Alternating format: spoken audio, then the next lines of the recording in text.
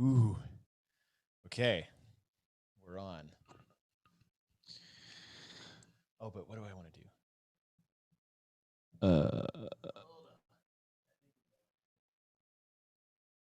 If anybody jumps on soon, let us know. We got 3. That it's working. We got 3. Type.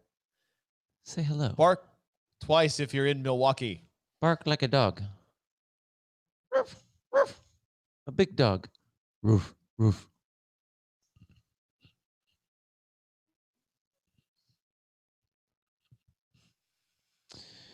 Okay. Okay. We're on. We're not recording yet, but we're on. You guys just happen to be hanging out right now with us. Not even going to take your voice or anything yet. Just going to hang out. I'm going to hang out. Flip this up. You're going to hear loud noises. Which direction am I going?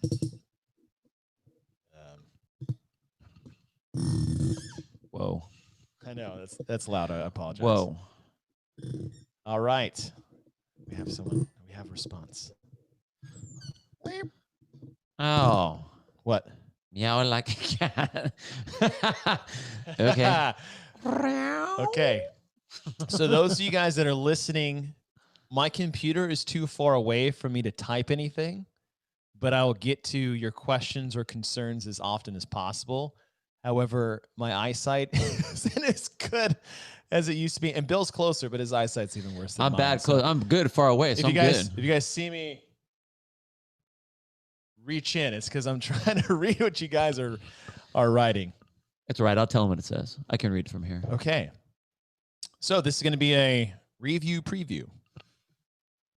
We're going to review day 1. Preview day 2. Preview day 2. What do they have? Let me make sure I'm previewing. No, Bill did not find his keys. Bill did not find his keys. I was hoping it was going to be in the car that I would have done that. Here's the thing. I do have a tendency to leave stuff around. That happens. I'll just say it. I'll chalk it up to being old. It's fine. You it's just okay. did it. It's totally fine. That's what I mean. I'm not. Okay. I'll take that. Right. But this one was not me. It fell out of my pocket somewhere because if I would have left it in any of the 3 areas where we were, I would have found it, and I haven't found it. So it fell out of your pocket, but we're not claiming that it was you. Nope. Okay. There you go. It's a very okay. Yeah. Can we open up a beer yet? Yeah, hold on. I'm having mic issues. All right. Bringing it in. How's that? How's everybody doing? The run should have been called Tenet. The run should have been called Tenet. Yes. I haven't seen the movie, but I get the reference. We thought they should have called it 2020. Should have been called 2020. The most 2020 trail run to ever said. And we'll probably recycle that because we thought it was funny. So we're going to put it on our podcast as soon as we start recording. Absolutely. Okay. Do you want to start? You ready to start? Ready. All right. Go. All right, y'all. You know what time it is?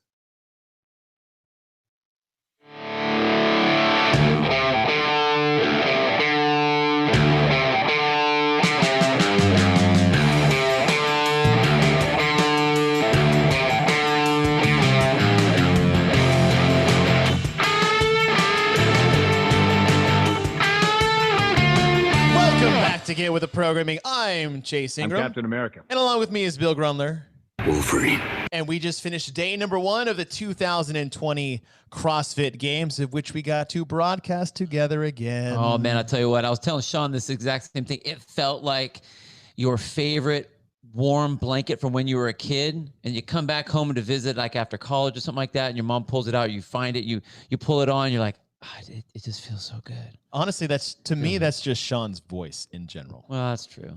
It is pretty silky and he just starts like talking, that. And it's like sipping that nice first sip of coffee in the morning. Oh yeah, and you just kind of close your eyes, like that. Everything's gonna be okay. It is pretty good. Everything's gonna be okay. Today was a good day. I don't like saying it like this, but it felt like the games. It felt right. You know, I mean, there's been so many questions about it, and yeah, we are at the games and all of that stuff, but there's so many variables and so many ways to say that it's so different, but it felt like home, man. It felt like the games. Yeah, and we're not saying it felt like the games because it's not supposed to feel like the games. It's that we were surprised because it is different, and a lot of things are different, and we were pleasantly surprised that this is the games. It felt like the games. It didn't feel weird. No. That, you know, because there's a lot of uncertainty coming in. I didn't know how it was going to portray on the video screen or how it's going to feel to us broadcasting it, but we are full on 100% CrossFit games, and what a day it was. So what we're going to do in the show is we're going to do a little recap of the day, what the events were, how people stacked up. So if you haven't watched yet, this is your spoiler alert that we are about to discuss. We are about to discuss what happened today. So if you haven't watched yet and you want to go watch, please hop off immediately. Not to say disappear. Maybe leave it on the channel. Go watch it on some other medium on your phone or something like that. Stay with us. But we don't want to spoil it. So we're going to let you know as we're going to go through day number 1, what happened, kind of our initial feelings. We're not going to dive into the details of the programming again. After our preview from yesterday, the way we thought the events would take place today is completely changed. So we're going to wait for the big picture to do our analyzing the programming. But what this is a review preview. So review what we had today, preview what's coming up tomorrow. Yeah. And just spitball and talk shop with you guys. Yeah. Oh, I love how many you guys are on here. I'm going to lean in and look. But those of you guys joining us, thank you for being with us here. Thank you for following us on social media. And for our Programatrons that we already have, our Patreon supporters, thank you. Thank you. Thank you for supporting the show. If you guys want to be a part of that, support us in a more than you guys already do. $6 a month, patreon.com/get with the programming. I'm giving you guys exclusive content, shows like this that you won't be able to get. We're opening up to everybody because this is what this weekend's about. It's about community. It's about support, and it's about the CrossFit Games. We'll do more exclusive content for you guys. We have exclusive programming for our members, a weekly free workout for our Programmatron supporters. And every week, once we get back from this craziness of the CrossFit Games, we are going to pick one Patreon every week to give them a free full month of programming for both of us. So thank you guys for the support you guys have there. If you want to jump on with us, go to patreon.com/get with the programming. And then Bubs, you saved my butt this morning because when we got to the venue, it was too early for breakfast. But by the time I was done broadcasting, it was too late for breakfast. But I had my Bubs Naturals with my MCT oil and my collagen protein. And that kept me feeling satiated and mentally clear for the broadcast, even though I didn't get to eat breakfast. I was bubless, and I felt really bad. You were bubless? I was bubless, Did you not bring your Bubs? I didn't have the single serving packs. I already used all those, and I talked to Nate. Bill, I got a bunch of single serving packs in here. I forgot my keys, so I don't have my car. Dude. Oh, yeah. So it's that problem. For those of you guys that were listening yesterday. There's more than just I can't drive my car, because I can Uber. That's not a big deal. But it's the conveniences of, because I was going to go get these guys coffee in the morning. I was going to go get Sean and chase some coffee, and then I would get my own coffee. But now I don't have my keys. So I couldn't get my coffee, and then I was bubless. You've had a rough day. You had very little coffee and no Bubs. I know.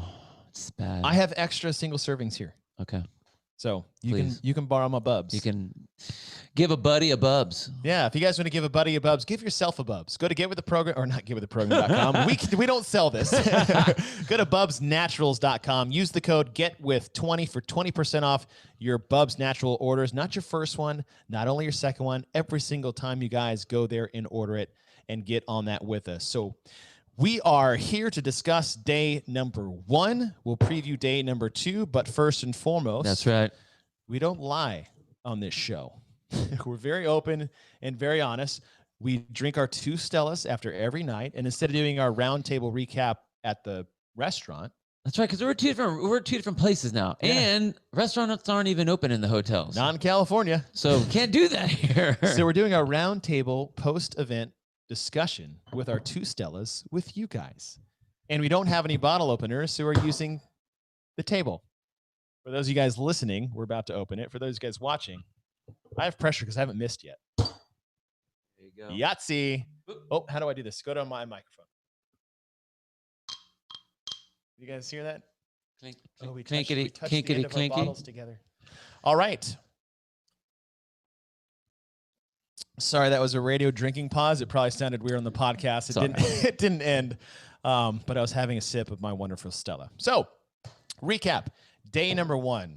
How about first blush overview? Actually, you know what? Give me your thoughts coming in, and then because I feel like we were just waiting for event 1 to really see what our emotional attachment was going to be to the games. Give me your feelings lead up and then your feelings after, because I feel like event number 1 kind of set the tone for the rest of the day. I thought it was amazing and ingenious how they took the ideas of the games, like, you know, the big Zeus rig, all of that kind of the regular setup, the regular rig type setup, and they manufactured this wooden, ranchy, yellowy, golden setup, you know, and they had a very ranchy rig. Oh man, it was very not raunchy, ranchy, very ranchy, very ranchy rig. And the way that they were doing a lot of wood, the push jerks, they put these little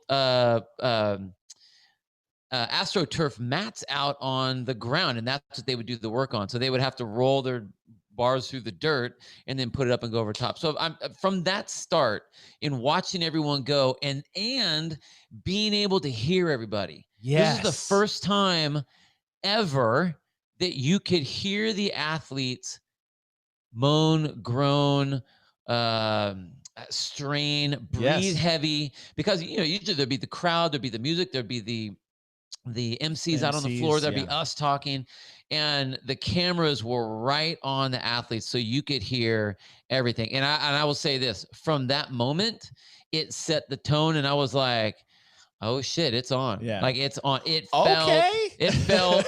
felt normal, and it was like there was an excitement, like, yes. And what actually ramped that up was when, and I don't want to, I'm not even going to use this as one of my rush moments. It's an on moment. When Matt failed the last rep of the shoulder overhead, it was like, okay, we just saw the champ fail, not miss a rep, fail a rep, break. Event 1. And I was like, okay, we're here. Yes. And now the tone's been set. And I think that was my initial, like, not how is it going to happen? Because, like, you know, on our side, we're trying to do our thing and get ourselves prepared to do the right broadcast and everything for everybody. But that was like, now we're moving. Yeah. The train is going. And from then on, it was like, we're on the games. This is the games train now. And the way it's set up is that I was getting ready to set the broadcast, the first one. You came in with the next 2 for the what were we doing? We did the total and the handstand walks, and then we did the last one together. I was super nervous. All I could think about is, like, this is the first event of the CrossFit Games. There's a lot of build up to what this was. And as always, the things that make me nervous are not necessarily my own performance, but how I want to perform for other people, you know, for you guys, the fans that are watching, for you guys, the fans that are listening, for the athletes that couldn't be here, for the athletes that are here, for CrossFit specifically. Oh yeah. The community needed that. We wanted to do a good job to show that whatever we've gone through for the last few months in terms of maybe the turmoil side and turnover side was not the black mark that people trying to keep making it. And it's really the bright spot of the bright future that we have. So there's a lot of pressure riding on that. But then once it was 3, 2, 1, go, it was like, I'm home. Totally. I'm home. I'm having fun. This feels like home. This is exciting. And the race on the men's side towards the end, because for 4 rounds, Matt Fraser was just walking away with it. Yeah. He was doing intentional breaks on the bar in the muscle ups in rounds 4 and 5, because that 10 bar muscle ups. He went 6-4 in the last 4 rounds. Like, he's just taking breaks because he can. And Medeiros is trying to stay with him, but he just looked a little out of his league. Yeah, he's just not. Well, he's not as refined yet, right? You know, he's a young gun, and he's not refined. But he's gritty, and the excitement and the hype. But then when Matt went to the bar and failed his 7th rep, he's like, "Oh, I was just chilling. I'll get the last one." It's like Medeiros was crawling. Oh man, up your shorts, bro, to try to finish that one. He was climbing up your back to get ahead of you, and he only beat him by 8 seconds. And that's insane. I mean, when you think about how strong Matt looked in the beginning and then only won by 8 seconds, like that's pretty impressive. And Jacqueline, to your point, it's like, he's humid, he bleeds. I mean, like we've never seen anything like that. And there's been talk from Dave about like, oh, well, Matt's getting old, Father Time, he's slipping and all that. That was not the case. What it was right.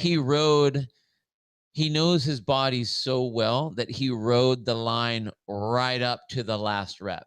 And that's what it was. And he had cushion to be able to do that. And he did. Yes. So he was able, he missed that rep. He literally went down and did that Matt Fraser squat where he just kind of sits down there and chalks his hands or kind of hangs out, kind of looks to the side, sees what's going on. He sees Matt moving, or he sees Medeiros moving. And I didn't see him panic with that. No, he knows what rep he's on. Here's the judge camera. All right, let me just go get this. Boop, pop over, win. Yep. So it's like right out of the gate, the competition was great. It was great. And it was a great start because the men started. But then when the women came up, the biggest talk was really the weight. Yeah. The weight of the women's shoulder to overhead. And we talked about it last night, is like, hey, here's why it seems out of place. And here's why it seems too light and almost a different event than the men's. Right. But we also said is like, Davis tested these. He knows how to program this event the right way. And I'll say this, once that event was over, I was like, that was the right weight. Yeah. That was the right weight. That is not as light as I thought it was going to be. And we had a lot of discussions off camera, off air, where it was, what the hell is going on? So it was nice to see like that it played out that particular way. It played out the way it was supposed to. And, again, we'll save the true analyzing for when we do the analyzing of the full games, but it went off. Like I was expecting to see more. I thought that they'd be able to handle that weight way better than they did. And to see a lot of those women, like they get under the bar and they were literally quivering under the bar. I mean, like that was Tia. That was crazy. Tia failed her last. She just tried to copy Matt. She just had to copy Matt. You guys got to train together. You got to win together, and then you got to fail the last rep together. I get it. You guys do everything together. And that was cool to see. And then on the flip side to that, say to the Medeiros chasing Fraser, the Haley Adams incredible chasing Tia. Now she wasn't as close as Medeiros was, but at the same time, is that here's this 19-year-old child, not even a girl, like a 19-year-old child. I mean, she's a badass woman, but coming out here with what seems like very little experience. And I said this on the broadcast, like amateur experience in terms of, I would say, the individual games experience. She has had a lot of team games experience. I would say amateur in the realm. She's got years of experience. That's me, amateur in the realm, in the open division, that level of experience. But veteran in the attitude. Oh man, she handled it. In the application of that to the events. I mean, you look at her and she never seems rattled. She's never seemed flustered. She never seems overexcited. At the same time, she doesn't ride the wave. No. She just goes straight down the middle. Yeah. And I hope she can keep that after day one, because it paid off big time for her. Well, I mean, the talk was, does she have the strength? And, we've seen so many women athletes, especially younger women athletes, where they lack is that shoulder to overhead strength. I think most of them will develop the push or the pulling strength relatively early. That comes before the shoulders. But she moved the weight, no problem. When you see that, and then you see Katrin missing, you see Brooke Wells, one of our stronger, female athletes in the field, quivering and dropping, breaking at the midline and dropping. And she failed the last rep 2 or 3 times in a row. So many times. Carrie Pierce, again, another one of our stronger athletes, especially with body position, that tight midline, super strong shoulders. And she would, do her dip and drive and get overhead, and she's having to step just to get underneath it. I mean, that was, if you would have looked at Haley and the other women doing those lifts side by side, you would have thought that there was a 15-pound difference. Yeah. Which is crazy. So, I mean, that was event one, and that was super exciting. It was a good event. again, one of those is my perception of the event completely changed after seeing the event. And that's the mindset we hope the fans take in, is like, these events weren't just thrown up against the wall and like, this sounds cool, or this is a easy event, or this was just a throwaway. It's like the extensive tests that went into it with all different types of demo athletes, because it wasn't just one demo team. Yeah. He brought down so many people for this event. So it was the right weight. It turned out to be the right weight, and it worked out really well. So that was event 1. And then they moved into event 2, is the sand or the corn sack. The corn sack. The name is just crazy. I didn't like the name. The sandbag sprint up the hill. It's 320 meters. Men went first, women went second. Matt Fraser started slow and just kind of let everybody do their thing. What he did was he used his games experience and let the first event jitters go out with the bang with the younger guys. They all took off, and Matt was in the back and just kind of hung out until you get up past that first hill. Yep. Flattened out. And then once everyone kind of fell into a rhythm, right at the beginning of the second hill, boom, he jumps out in front, and then it kind of narrows up to the top. So once you get out to the front, I mean, he took a couple jogs where he took the straight line rather than taking the turn. But for the most part, he got himself up in front when he needed to where no one could get around him if they wanted to. Right. And I mean, I'm not gonna say he casually went up. I mean, he was working it definitely once he got up there, but it wasn't the same race as the original hill sprint, but it was completely different event after watching it. It was still a fun race to watch. Great race. You know, and the applications and the strategies were fun to see. And the way the hill's set up is that it started off with a 30-meter straightaway. Yeah. And then maybe a 20-meter hill, a 40-meter straightaway, and then the rest was uphill. And the rest of the way. And what Matt did is, like, he just got his bag, let everybody sprint the straight, blow their wad on the 20-meter hill, run tired until they get to the next one, and that's when Matt made his move when he got to the second part, and basically never looked back. Nope. We saw pretty much the same thing on the women's side. I thought Katchen would have done better. Yeah, totally. I don't think she did bad, but I thought she would have done better. Tia came out and just crushed everybody. Haley was doing really well, but she ended up slipping at the end and maybe tweaking an ankle. I don't want to speak injuries that I don't know about, but she dropped the bag. She kind of fell over at the end where she almost lost the second place position. Overall, I was really surprised that, and this is just me assuming what would happen, you would see more changes in jostling up at the last maybe 50 to 75 meters on the hill. But after looking at it, there was really no way, with the steepness and the narrowness of the trail. Basically, if you got to the finishing part where 2009 was, about that halfway point, the positions were set. For the most part, I was surprised. I mean, the only time there was a switch is when Medeiros decided that he wanted to stop before the finish line. Yeah, that's true. You know, just did that little rookie maneuver and then, you know, got passed up. But you're right. I didn't realize even on the previews on like Instagram that they were showing the testing of that, it didn't look that narrow at the top. Like, I thought it looked like it came up to the side of the hill, sort of to the road. Yeah. You know, and it's like, oh, yeah, there's all kinds of space. But when you watch where the camera angle was, it was almost like through this chute of trees. That's what was so nutty about that. Like, and once you got in there, that was it. Like, you were stuck. You're right. You're in line. And it didn't look like if you wanted to pass, you couldn't pass. No. And after seeing it in person, I was like, oh, okay, yeah, that changes my opinions on it, because when they demoed it, it was just a top-down shot from a drone. So you couldn't really get an idea of the elevation. Like, why is she walking? And then you see it from the top down view, like where Nikki was. And I was like, oh. Yeah. Yeah. And that's if this was skiing, this would be a black diamond. Oh, totally. And it was funny. So we talk, you know, Tanya Wagner, she broadcasts with us, and we joke with the whole CrossFit mom thing, but she did that run in 2009. And one of the things, here's a lady who's an incredible athlete. But what you will always hear her say is, "Oh my word, Oh oh my, my oh word." my word. So here's this saintly type person. Oh my word! And then we're talking about the events and what they're coming up and how they're coming up yesterday, and she's like, "I want their legs to be hurting. I want them Yeah. to be smashed, and they need to feel the pain to where they can't even walk after that." And I was like, Like, "Whoa, okay, shit, hello, okay." hello. And so she texts me right after that event, and she's like, "That's exactly what I wanted to see. I wanted to see their legs Yeah, wobbling like that, and it did the job. yeah, That's exactly what they wanted, and it did the job." yeah. So So that was event 2 was cool. So they did the first 2 events at the ranch, and then they left the ranch and came back to the sports complex, yeah, yeah, and we went into the total.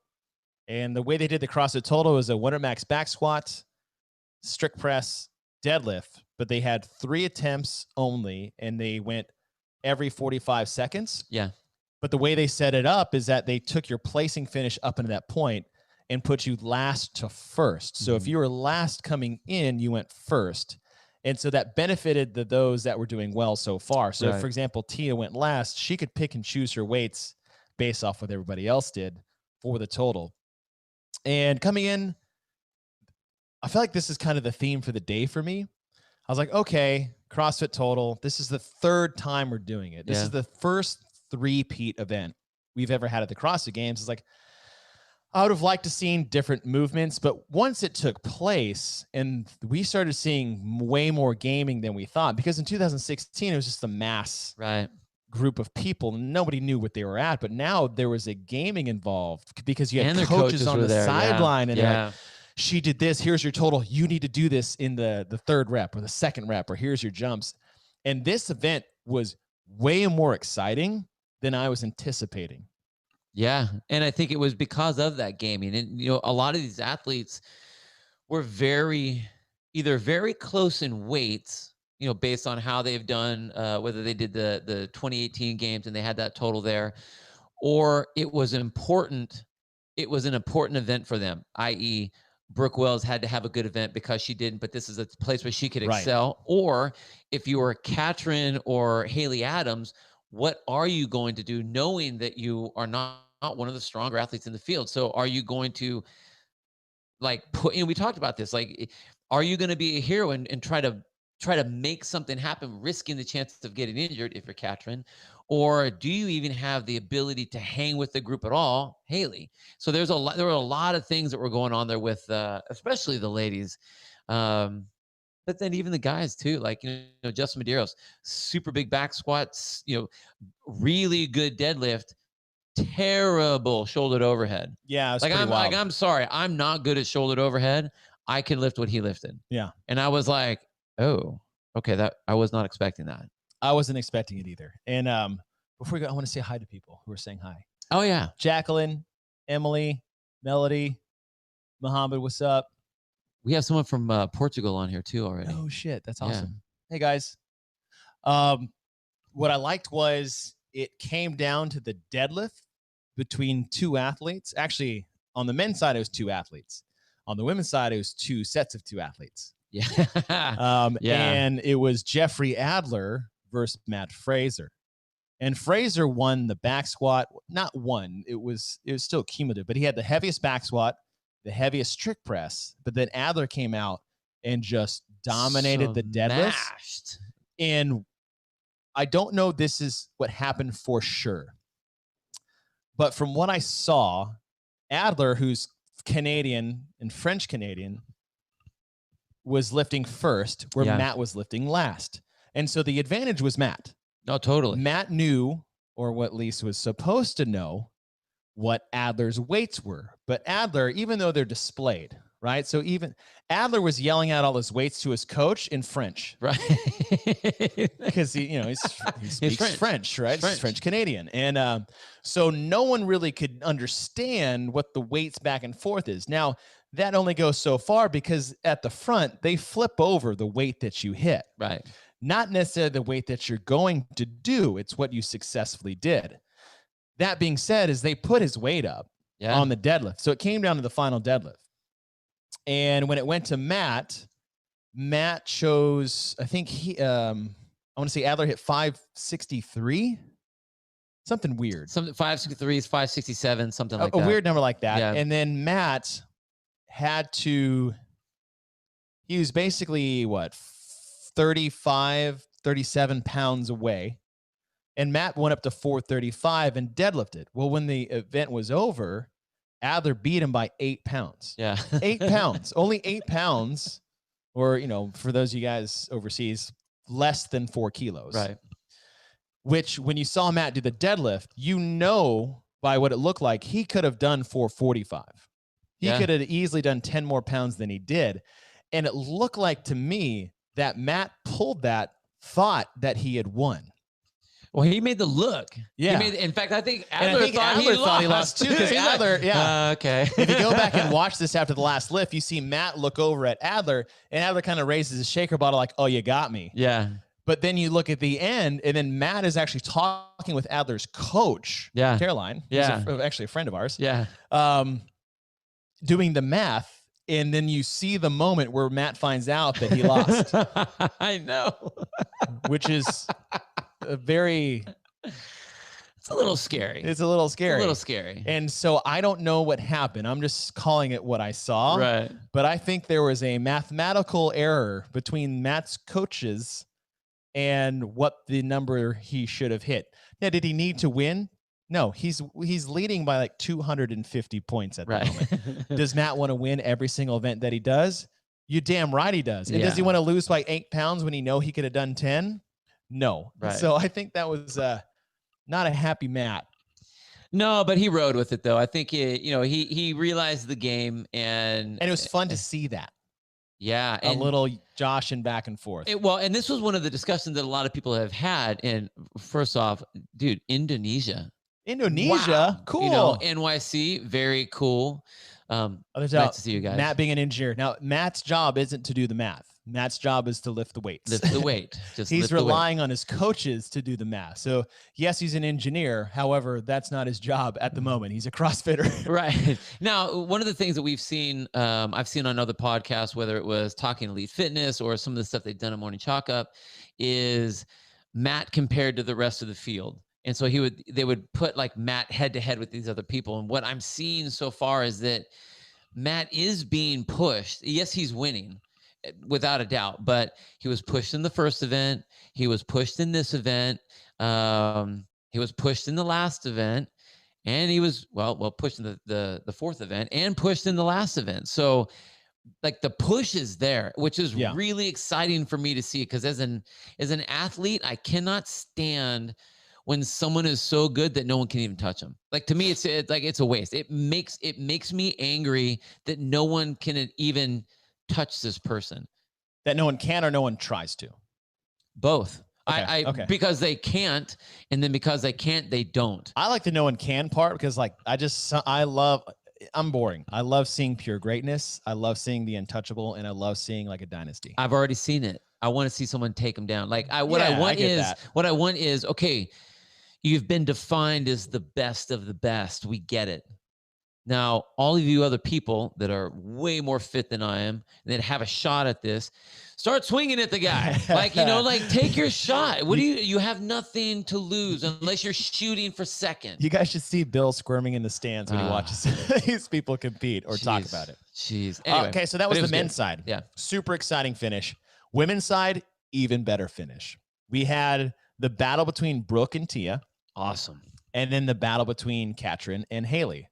And then poor Carrie was right there in the middle of limbo, but she was going to get third no matter what. And we said that going in. Perfect spot for her. Brooke and Tia are going to fight for first in this event. Carrie will get third. And then Katrin and Haley are battling for not last.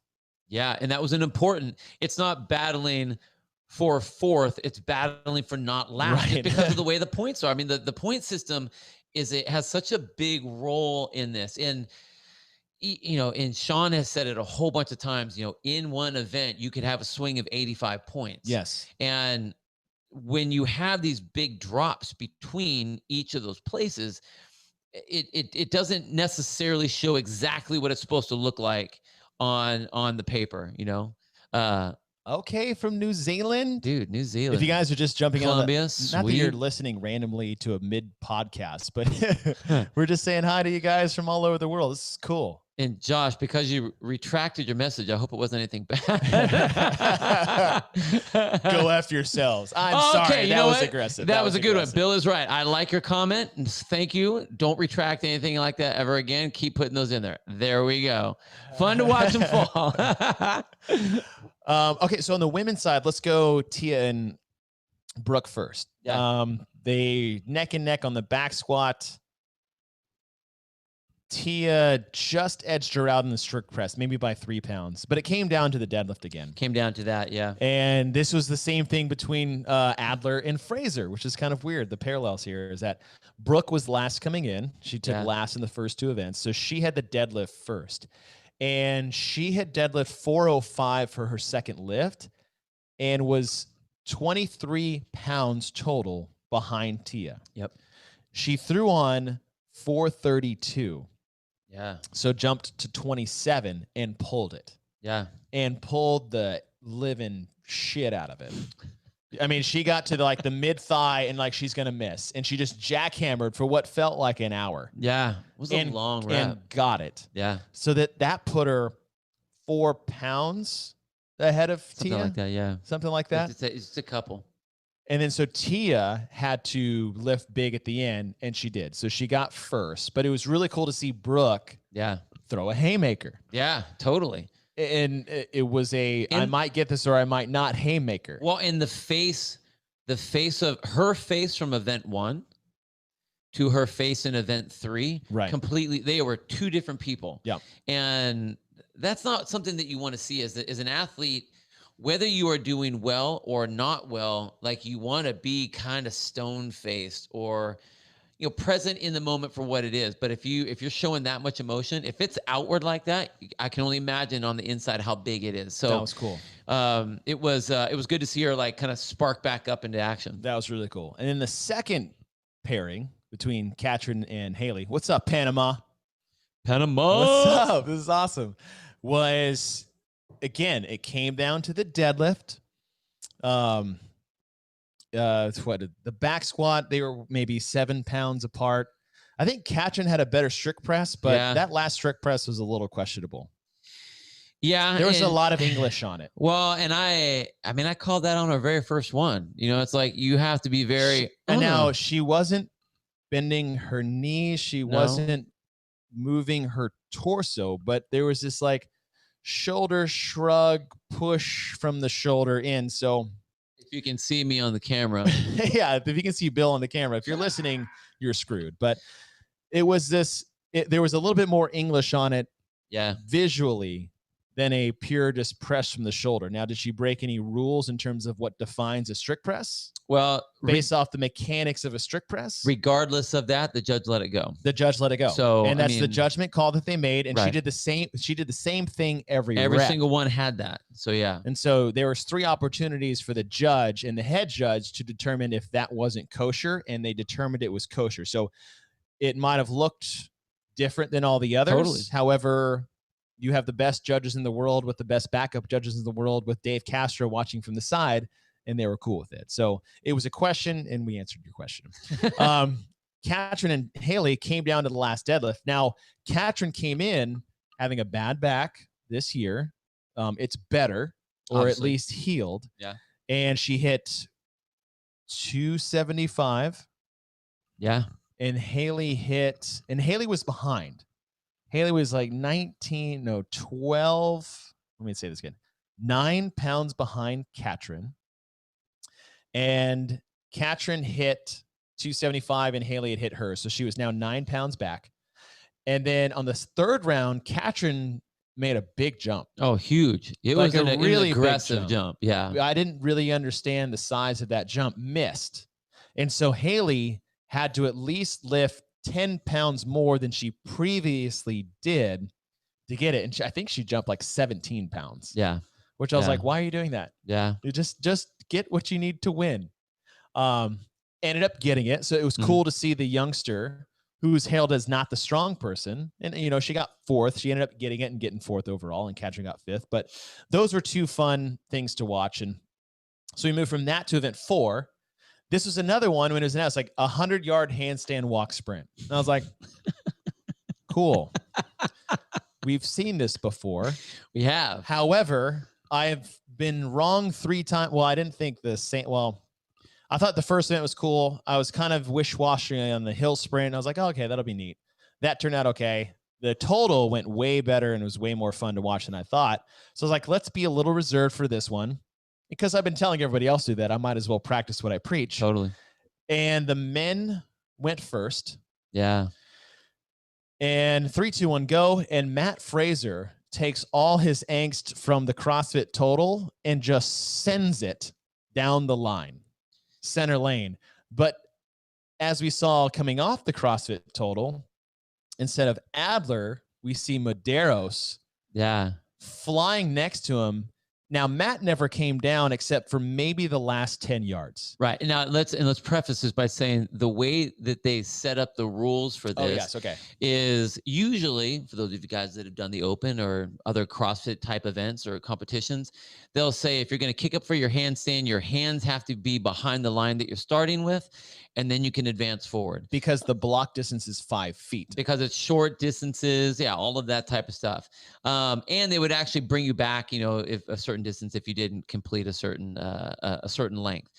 They didn't have a retracting. So if you fell, no big deal. You just have to start from that position and you can continue on from there. And your hands never have to go behind anything. So if you out there were told get from here to there as fast as you can with no rule about where you're going to come down or that you need to come back if you don't go so far or whatever, would you be afraid of falling down? I'll just pause and see how many of you answer that question. Let's not pause too long. This is also a podcast. I know. I'm not gonna pause Jesus. But you know what I mean? So that was one of the things. So all of a sudden we started seeing Medeiros doing something that you might see in a gym for someone who first tries to do handstand walk for any distances, but here he is in the CrossFit Games. It was really neat. So he basically sprinted the first 30 yards, and you got a rep for every yard you went. You had to go unbroken for 5 yards, which is 15 feet. Right. He sprinted to 30 and then just would get to 5, kick down, and kick right back into it. Just up, down, all the way down the line. And Matt only beat him by 6 seconds. He was on his tail the entire time. So it was really fun to see those two techniques. Oh, man. And this is one of the things, I mean, we talk about this a lot. The going unbroken and going right up to that red line, or taking breaks when you decide to take them so that your rests are short. Because I'll say this, his falling down and kicking right back up were like this. They were super fast, but that was time under tension that was removed. That was weight on his shoulders taken off. It was, in the beginning, it was like, well, this kid sucks at handstand walks. Then it was like, he is in second place right now. Yes. Literally 3 seconds behind Matt Fraser, who hasn't come down yet. What was their times? Minute 16? Yeah, minute 16, minute 20. Let's put this in perspective. Yeah. I tried this yesterday using the Medeiros technique, and it took me 5 minutes and 45 effing seconds. But was it a purposeful Medeiros technique? Oh, no, I just wanted to walk 5 yards at a time. Oh, did you purposely do that? Yeah. Oh, I thought you just came down, like you fell down. No. Oh. I was like, I'm going to go 5 yards at a time because it's been a hot minute since I've walked. Right. I've never walked 100 yards on my hands before, one. And I was like, I'm going to go 5 yards at a time. Well, it took me 5 minutes and 45 seconds. Medeiros beat me by 4.5 minutes doing the same damn thing. But he didn't rest as long, that's all. No, he did not. He didn't rest as long.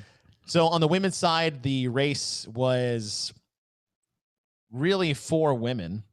Yeah, that we thought coming in. Wow, We knew Katrin, Carrie, and Brooke were going to be good because they got first, second, and third in 2016. Yep. On basically the same exact thing. In fact, a little shorter. Haley wasn't there, but Haley was told to us that she's a baller on her hands too. I was like, all right, there's 4. We know Tia was the worst handstand walker of the group. We're not saying she's a bad one. We just said relative to the best 3 in the world, she's not one of them. And that was evident from the beginning. But it was a good race, and it was Brooke Wells that just crushed everybody. Well, and and again, I know that we know that she's good, but I think that there was, I mean, she rode the wave of confidence from the total. I mean, she had a great total. Very calm too. She just looked, it was a different Brooke than we saw in the morning. And I was shocked to see. I wasn't shocked to see what happened with Haley. Wasn't shocked to see Carrie in there. I was kind of shocked to see Katrin. I was expecting more.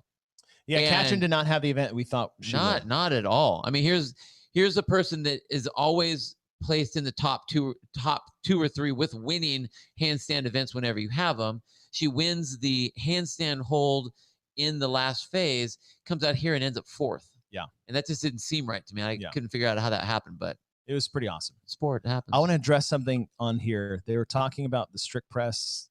We touched on it with Katrin. They said relative to what Camille did in 2016. No. Not the same thing. No. Camille was blatantly cheating. Oh, yeah. Camille would push it off her shoulders 3 inches, then bounce it off herself into the press, which got no rep eventually, by the way. So not the same thing. Very similar in terms of that looks weird, but not even close to the same thing. So I just wanted to answer that accusation right off the bat and give my opinion on what Camille did in 2016. Wonderful woman. That was not a strict press. Okay. Then we will move back to the ranch. So 4 events down. Quick, the handstand walk was way more fun than I thought it was going to be. Totally. There's the theme for the day so far. Yeah.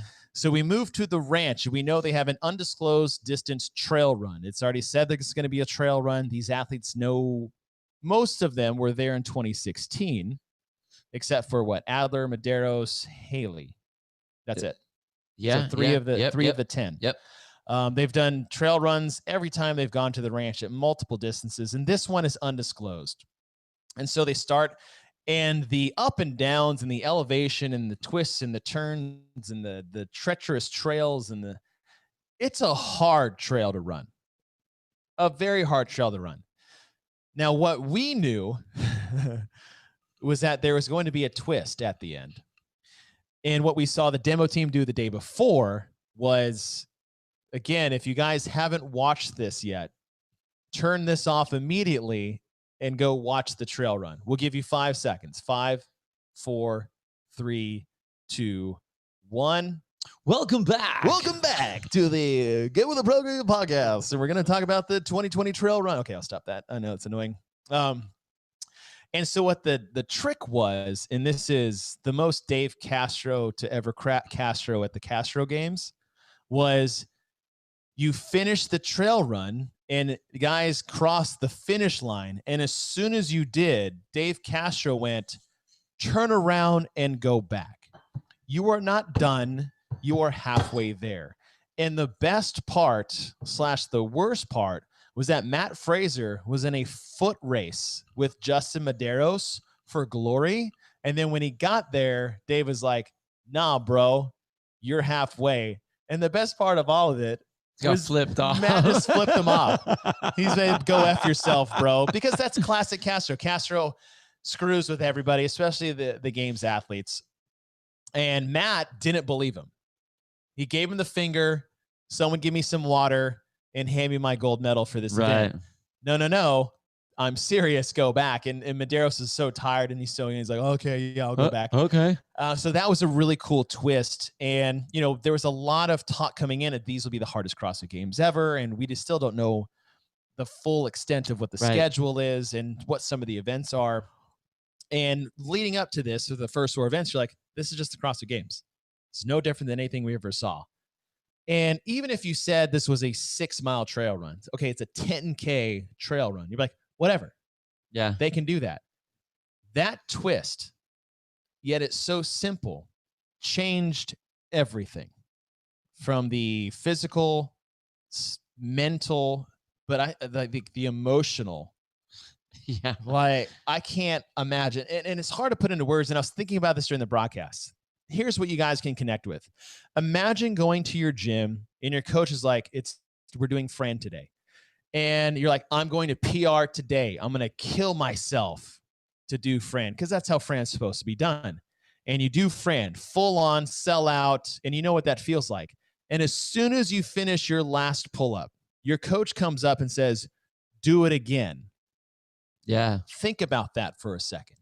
That's what they had to go through. But instead of doing Fran, a 3-minute workout, they had to turn around and go 30 plus more minutes through hell again after they flipped the switch off. Yeah. And we talked about how hard that is to turn the switch off. I'm about to open my beer really quick. Hold on. Oh, I thought you already did. No. So if you hear this weird bang, oh no, I missed. Oh, I'm embarrassed. Swing and a miss. All right, he's back in. He's back in. My dad would be so disappointed. I'm gonna save what I have to say about the event for when we analyze the show. Okay. So I mean, we still got to get to day 2. We're 45 minutes in. We're just such babblers. I think that I loved what the idea was. And you're right. I think that I know all these athletes can handle a 6K run or a 10K run in the hills. It's a gnarly, treacherous setup for sure, but it's a trail run. It wasn't anything that was going to be an impossibility. The twist made it hard because now we're testing not just what is your fitness capacity, but what's your mental fitness as you have to evolves into that. Can you change? Can you adapt when the finish line moves? And I think that's what was not only fun to watch, but really interesting, because if we watch the demo team, you got Chandler Smith, who is a giant juggernaut of a dude who is probably rucked and hiked in more miles than any of us. Yes. And he went out with Saxon Panchik. Saxon did it before, a couple days before. Yeah, he'd already done the day it, before. so that was not fair. Chandler goes out and sends the first half. Sends it. Is told to turn around and come back and just collapses and cannot get himself to get back in the game. Saxon, I think he beat Saxon by like 10 minutes on the first part. Right. Saxon just blows by him on the way back, and Chandler, literally limps himself back to the finish line. Now, to be fair, Saxon did that the first time it happened. Oh, no, 100%. The exact same thing. Yeah, if you knew what was going to happen, it would be a completely different race. And I think that's what was unique and fun about it, and that's why it was. They were swearing everyone to secrecy, like they tried to really keep that down. And again, I think that there are some things that would need to be adjusted to make it better, and I'll talk about that in the analyzing show. But I liked how the event went. I liked what it did to the athletes, and especially with the test that put them through. It was brutal. It was brutal. And it was a legit crazy tough first day. So quick little your day one, my day one overview is so good. I'm just gonna say both thumbs went way up, and I was just, there's a lot of I'm just excited to be here excitement. Right. But everything was super fun. The races were fun. The events were fun. The broadcasting was fun. The competition was fun.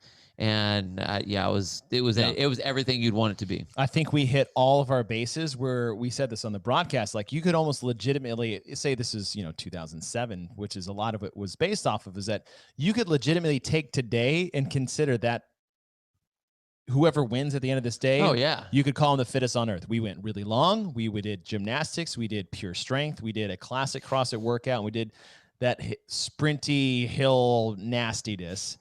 And we lifted heavy, we did gymnastics, and we did a lot of cardio. So we touched all the bases today. And that was just day number one. So I loved today. I loved how it went. I thought it was a great test of fitness all around for day number one. Now we'll quickly get into day number two. So something for you guys to look forward to tomorrow, because today was one hell of a day. They have 3 events programmed for tomorrow, and the very first 2 are going to be live on CBS Sports, 10 a.m. to noon Pacific. Yeah. Of which we will be broadcasting together on. You might hear our voices. You might hear us on CBS. You will not see us. Massaging your ears. You will not see us. You will see the wonderful looks of Tanya Wagner and Sean Woodland on the desk for CBS. You will hear us for the events. And there are 2 events will be going on. The first event is the toes to bar lunge. Now, when this first got released, this is one of those is like, this is too easy. This is not hard enough. It should be this. It's 30, 20, 10, toes to bar, and meters of kettlebell walking lunges. 70 pounds in each hand for men, 53 pounds in each hand for women.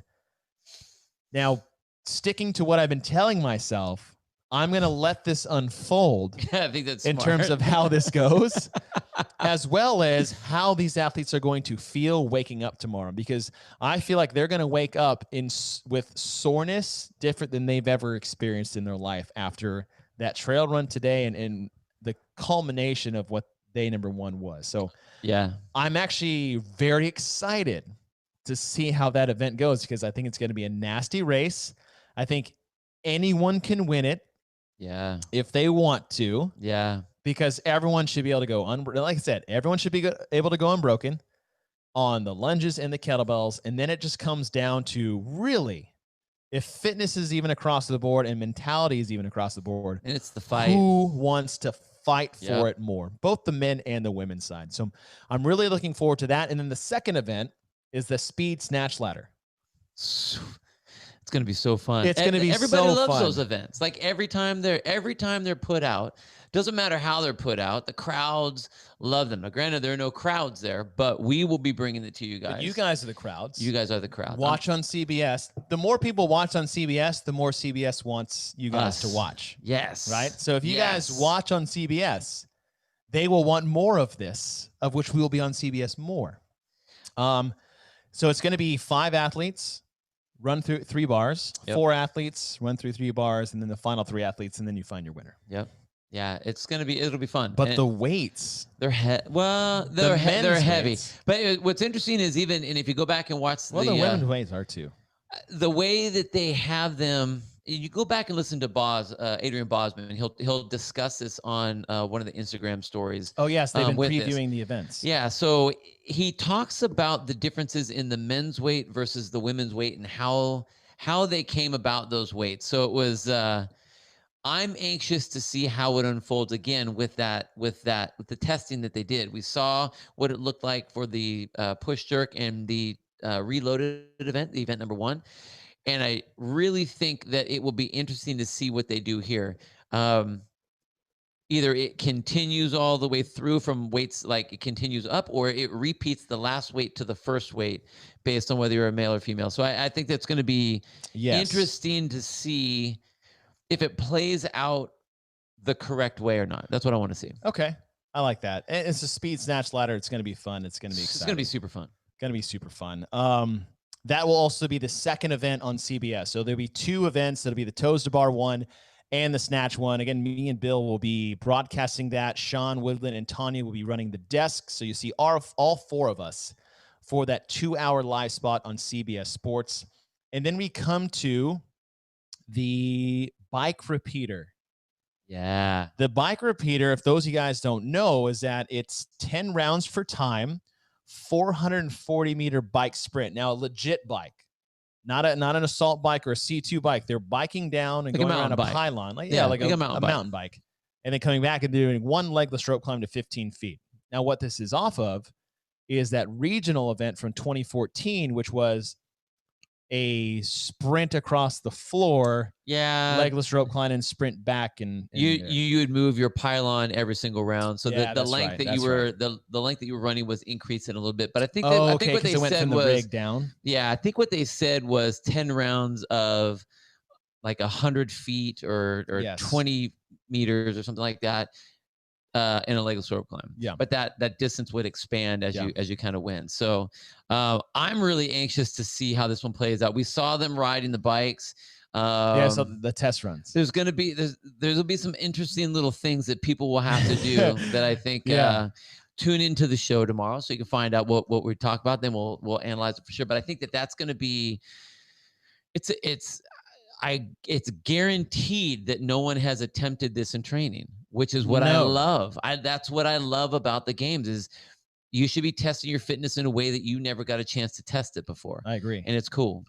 because all these athletes, we see videos all the time. They mountain bike and they road bike and they swim and they do all these other things. But what this is you said this, the legless rope climbs now, 6 years later, meh. Yes, totally. No problem. Totally.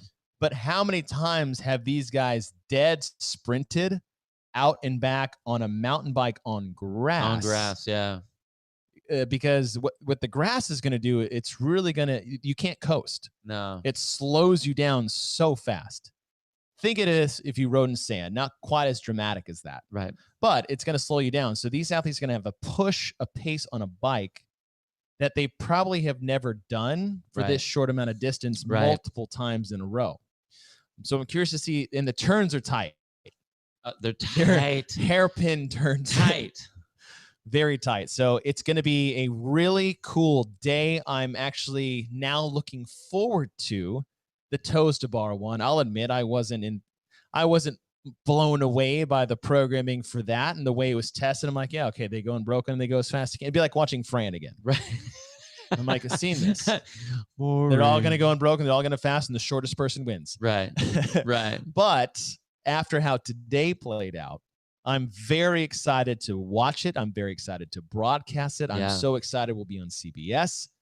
And yeah, I think it's going to be a very fun day. A lot of different unique tests, short sprint, heavy weighted sprint, and then this high skill gymnastic coupled with really a high skill monostructural, because it's not like you're just sitting on a salt bike and going really hard. You got to navigate the turns on a bike. You got to lay your bike down the right way, because if you don't, you have to use the gearing. I mean, we saw some of the athletes either riding in a very high or a very low gear, depending on what they were doing. So it'll be really interesting to see how they handle that for sure. What is it? Please always call it the speed snatch triple. Not what is officially named. Well, hey, Rod, we have a job here, man, and they want us to come back. So if you want us to come back. No, snatch speed triple. That's what it's called. Yeah. You got us. We'll say it right. We'll say it right. What do we think about Haley? She's kicking ass. Dude, I'm impressed. Really fun to watch. It's always nice to see new blood at the games, but new blood actually being a factor at the games. And not just a factor, like contention for podium and every once in a while pushing the champ. Totally. Same thing for Medeiros. Like, they're living up to the billing and to the hype so far. Well, I like that she is pushing the champ. I like that Justin is, like, I mean, he's not just pushing him like to make him go faster. He's aggressively attacking, and I'm fired up for both those guys. I really am. Yeah, I really am. And the way the events stack up, the snatch, you're gonna either be stronger than everybody or you're not. You can screw up your technique by going too fast, which is the X factor with the snatch speed. What is it? Snatch speed triple. Speed snatch triple. But with the first event, anything can happen. Yeah. That's what I'm excited about. In the last event with the bike and anything can happen. Yep. So we have two events that aren't, I mean, the second one's not set in stone, but your Frasers and your Adlers should probably do well against the rest of the field, because there's the best ones at that. Same with the Tias and the David's daughters. Totally. I mean, David's daughter is, she says multiple occasions, like, snatching in competition is her favorite thing to do in the world. So hopefully she's ready to go. But I'm excited for tomorrow. I think anything is up for grabs. Yeah. The races for 2nd through 5th now have changed every event, which has been awesome.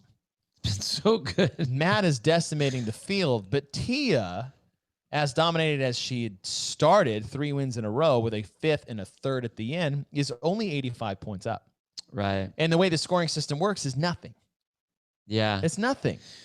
Well, I mean, she's not going to drop the ball. I don't want to say you can. Well, I tell you what, I honestly thought she had a chance of being last on that run. I was not expecting that. I mean, she didn't look good. I think it got her. It got her by surprise, and we were thinking that was going to happen. Yeah. Surprised it happened to her. Totally.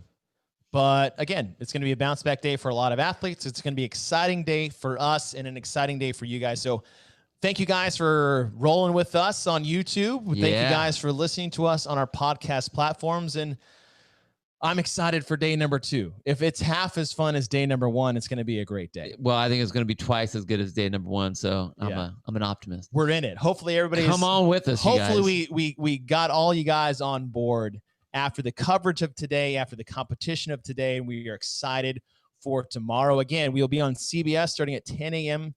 Pacific time. So modify that to wherever you guys are around the world. Obviously, everyone is around the world listening right now, which is freaking sweet. But it's going to be a fun morning. You'll have your first 2 events on CBS and that third event later in the afternoon on our YouTube, Facebook, Pluto TV. What else? Games.CrossFit.com. Yeah. We'll be on there all day rolling with you guys.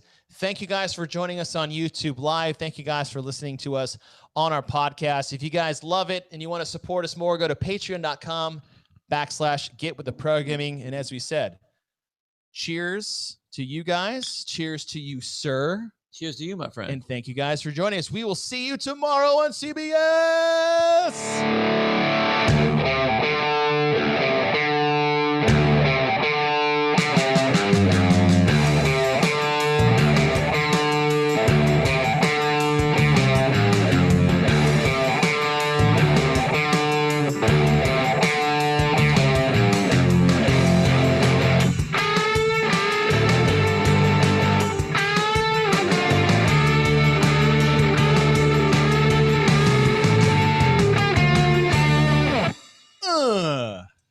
Hey, all you guys that are still out there right now, I just want to tell you, we almost tripled the number of people that we had watching continually that whole time. Tripled. You guys are badass. Ever.